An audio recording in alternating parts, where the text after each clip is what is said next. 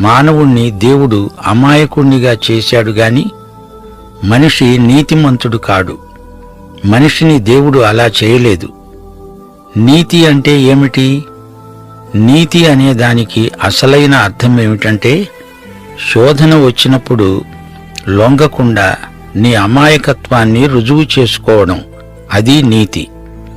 శోధన నిన్ను అభివృద్ధి చేయగలదు, లేదా నిన్ను నాశనం చేయగలదు కూడా.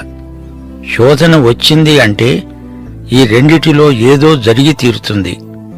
ఏదెను తోటలో ఉన్నంత మాత్రాన ఆదాము హవ్వలకు శోధనలు రాకుండా పోవు. శోధనలు విశ్వాస పరీక్షలు. మానవుడు బాధ్యత గలవాడు. అతడు తన దేవుణ్ణి మహిమపరచాలి, దేవునికి విధేయత చూపాలి, దేవుణ్ణి సేవించాలి, దేవుని ప్రభుత్వానికి లోబడి జీవించాలి.